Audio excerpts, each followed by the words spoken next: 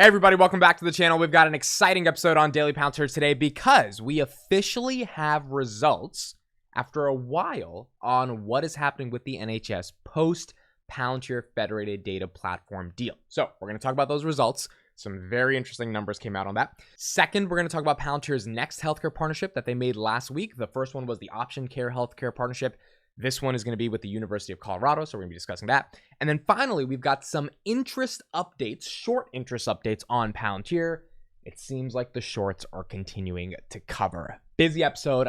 Let's get into it. All right, so I think the biggest news of today is these NHS updates that came out yesterday on Sunday, January 15th. And here we go, folks. Waiting list falls again as the NHS staff treats more patients than ever before in 1 month. This is really exciting stuff. We're going to talk about Palantir's role in this and sort of some of the things people are saying as a result of these numbers coming out. But let's read a little bit of it right now. The COVID backlog has fallen for a second month in a row thanks to the huge efforts of NHS staff, new data shows today. Monthly performance data shows that the overall waiting list fell by more than 95,000, down to 7.6 million in November from 7.7 million in October. Thanks to measures set out in the NHS elective recovery blueprint, there were 60,000 fewer patients waiting for care in November, 6.39 million, than in October, 6.44 million, and 112,000 fewer than in September when they had 6.5 million. The progress was down to NHS staff delivering more than 1.63 million treatments in November, the highest monthly active on record, and around 150,000 more than the same month before the pandemic. The number waiting over a year for treatment fell 355,000 in November, the lowest it has been since May 2022, with 65-week waits now down 59% from a peak of 233,000 in June 2021 to only 94,000 now. Not only was it a record month for treatment, but NHS staff also delivered a record number of diagnostics in November, with more than 2.3 million patients receiving vital tests or checking for warning systems, up 15% on the same month pre-pandemic, with 2 million seen in November 2019. The article then goes on to just say more and more and more updates, tons and tons of numbers, but you get the gist of it. Obviously, there's been some major progress that has happened in the NHS post Palantir getting this deal, which it got early November. Now, two caveats here. I posted this on Twitter, and some people were saying, well, how do we know this is officially related to Palantir? How do we know, this is just not general things that are happening in the NHS that are leading to, the good things, the good numbers that we're seeing right now? Two responses. Number one, those arguments are correct. We don't know, and I quite frankly do not think that all of the numbers that I just read out for you, and plenty more numbers, are attributable to Palantir. In fact, Palantir, just got the deal in early November, so the idea that all of these things happened within 1 to 2 months because of Palantir, probably not the case.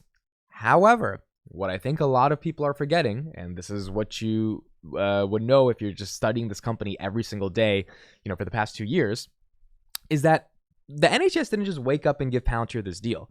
This deal, the Federated Data Platform, or versions of it, have been in place since 2022. Several trusts in the UK were experimenting with versions of the Federated Data Platform for the past 8 months. Although the FDP may not be fully rolled out, it's absolutely safe to say that various hospitals across England have now gotten access to many parts of the platform and are up and running, with the rest likely to be implemented by mid-2024. This is an article from UK Authority that says NHS England said that 26 trusts, which are just hospitals in the UK, have been running pilots of processes that will be supported by the FDP, the Federated Data Platform, with benefits including better organization of clinics and waiting lists, shorter waiting times, and reductions in hospital discharge delays. All three of those things being some of the key metrics that we just talked about in the press release that came from the NHS. So this has been going on for a very long time in terms of different hospitals piloting with Palantir. And here's another article to really bring the point home. This was published March 2nd, 2022. Headline, Palantir technology to help cut NHS elective care backlog. The US Data Analytics Group will roll out its software across 30 hospital trusts following a successful pilot, meaning that before March 2022, they already had a pilot that was successful, that was working, that actually made sense for the NHS, and the NHS understood that, hey, maybe we should take this more seriously. And then they actually were able to reduce backlogs and wait times in certain parts of the NHS to justify why they were being rolled out. So let's read from here. The rollout comes after a recent pilot of Palantir's Foundry system at the Chelsea and Westminster Hospital Trusts that helped reduce the inpatient waiting time by 28%, the equivalent of tens of thousands of patients for all non-emergency surgeries, including for cancer treatments. I remember covering this back in March of 2022. I remember making a video on this exact topic, showcasing that, hey, this is something interesting that's going on with Palantir and the NHS, because originally they were just there to help the NHS with the pandemic. Now it seems like they're doing a lot more, and that's kind of the Palantir model, right? You get inside, you really deliver value, you don't worry about charging for the value, and then you end up getting a $500 million contract a couple years later when you really show that no one else can do the job like you. The U.S. company's data processing technology will be spread across 30 hospital trusts, bodies that organize healthcare in regions across the country, in March in a bid to help cut the NHS waiting list that have spiraled higher due to the pandemic. And again, this was in March of 2022. Now, notice it says that the pandemic created all these waiting lists. That's why Palantir software was being rolled out. If you go back to the press release, which is linked in the description, it's talking about the particular waiting lists that were built up with pent-up demand due to the pandemic that have now started to come down significantly.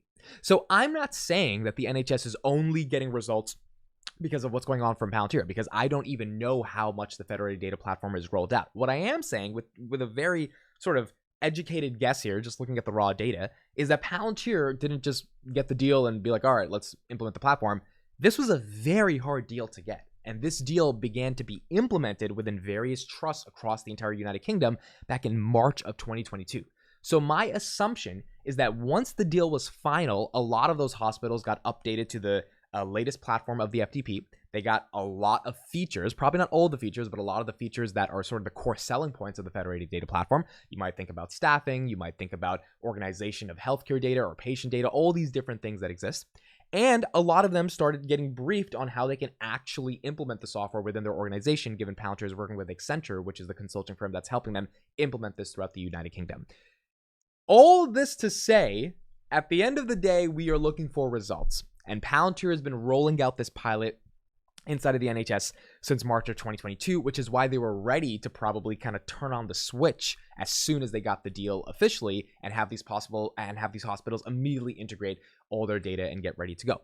If all we're looking for is results, and Palantir has been working for them really for the past 18 months now, and we're starting to see results, even if not all of them are attributed to Palantir, but all of them are definitely not attributed to Palantir, then as long as the results keep happening over the next couple of years, this is going to be a success. And this is going to be a multi-$100 million contract for decades to come if Palantir is able to solve this. And more importantly, this is going to open up way more opportunities in other sectors across the world that have socialized healthcare systems that are not doing the best, that are going to look at what's happening in the NHS. Why is it happening? What is this little $50 billion company Palantir, $35 billion company Palantir that's getting the job done? Hey, can we get a meeting with their CEO and see if he can do the same thing for our country? That is my bull case for the NHS and Palantir. I think it's going to happen. These results are becoming very clear. And look, they're preliminary results. These results look awesome. You can read them yourself on the press release. Not all of them are attributed to Palantir, but if even a portion of them are because of having a full suite of data management and analytics to actually operate across the 70 million people that use the NHS because of Palantir, and even a portion of that is because of the software being a preliminary software that has been in place since March 2022, then who knows what the future holds for the NHS and Palantir. Exciting stuff to see right now, and we'll see where it goes coming up in the future. Okay, next piece of news, we got Palantir partners with University of Colorado Anschutz Medical Campus to establish the All of Us Research Program Center of Linkage and Acquisition of Data. This was a really interesting partnership. We initially established this partnership back in 2020, but we kind of got a re-up on the contract. The contract itself, as you can see right here, is worth about $30 million, $29.9 million. Palantir is probably not going to get all of that as a grant by the NIH, but they're going to get some part of it. So this was the second healthcare partnership we had in the month of January, 2 healthcare partnerships to start off beginning of this year. So let's read a little bit of this. All of Us is a historic research effort to drive new scientific discoveries and advance medical precision and research. The center will connect new types of information to All of Us participant data to help researchers better understand the drivers of health and disease. Kind of think of Palantir's platform being the basis for amalgamating all that data and then using that data to try to make better efforts into discoveries. Unlike research studies that focus on a singular disease or group of people, the All of Us program is informing thousands of studies on a variety of health conditions. The University of Colorado Anschutz Medical Campus, Palantir, and other partners working with All of Us to configure a secure platform for processing new data streams. So how is Palantir kind of working here, and why is it important? So first, let's hear from Chris Lunt, Chief Technology Officer of the All of Us Research Program.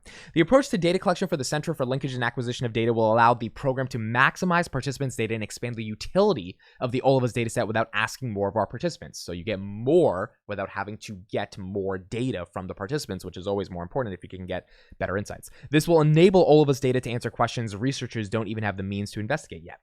As a part of this effort, Palantir software will serve as the interoperable digital backbone of the cloud platform, ensuring connecting these secure types of information to All of Us participant data to provide researchers more information to better understand the factors that influence health. Palantir software is able to securely ingest, harmonize, evaluate, and assess the quality of the new data sources while also providing the best-in-class governance and security controls to ensure data protection and privacy. Hirsch Jane, head of public health of Palantir, says, we originally began our partnership with the University of Colorado at the NIH in May of 2020 through our work as the Secure Data Enclave for the National COVID Cohort Collaborative Program.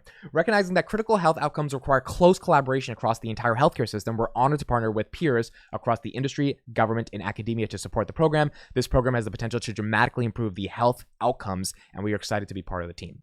What's interesting here is the NIH, the National Institute of Health, is a government organization that Palantir has a very intimate relationship with. And this government organization basically does a ton of research studies and gives out grants to hospitals, universities across the entire United States to do better research to influence our healthcare system in the United States, find discoveries, all of that stuff.